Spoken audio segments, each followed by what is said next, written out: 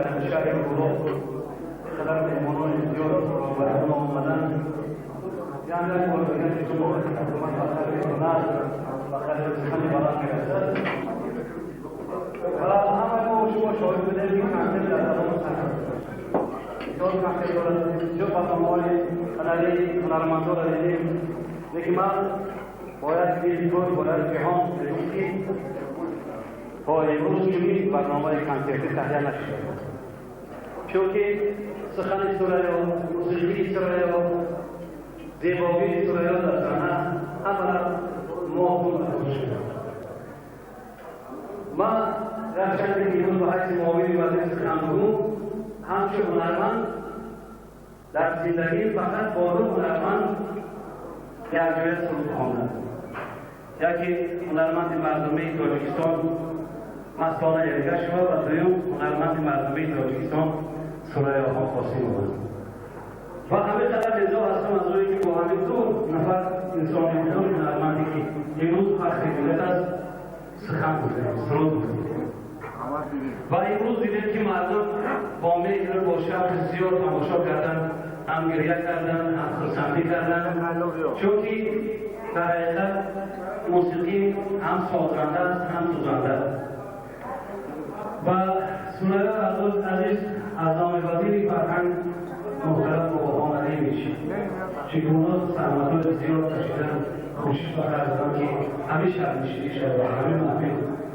تشکیل داده شد چه میگه رئیس بودن در حقیقت امروز ما شاهد هستیم که از طریق وسایل اخبار ما هم شما آگاه هستیم که با تشخص به واسطه سرکار دولت محترم میمانش شهرمان سال فرهنگ سال اعلام شده است و در این است که امروز در مرکز حاکمیت جمهوری به واسطه با تسکین و آوری شخص بزرگ محمدی بایدگاه امروز شادابیان زیادی فرهنگی در شهر شده در شهر است و همه ما شما او را بدهید که امروز شهر دوشنبه باید شهر تعبیر بوده است که همه ما شما آوری کنند و بس را خود از دیو که ایران همیشه بعد خود همیشه سه آدم باشه و مخلصایی که در حقیقت شما را دوست می‌دارند در گیر شما پروانه باشه من از اون شاعر به شاعر فرموده است که نقال شریعت تفهم ملتش کردی ای وقتی تو خوش که وقتی ما خوش کردیم چون که همه ما شما لذت بودیم و آرزو میکنم که هر وقت محفل سرایان میگن باشه سیر مخلص باشه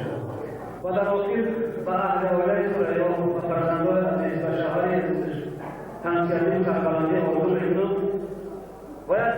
مثل دیگه از دوی شاید میکنم که میگن شوی بیتار بدن سیدون نوادات شود زیر صفت برسر هر وقت سیدون آزاد شد بعد خود همچه سیولان میشه دیگه باشه تشکر میکنیم برای سخنرانی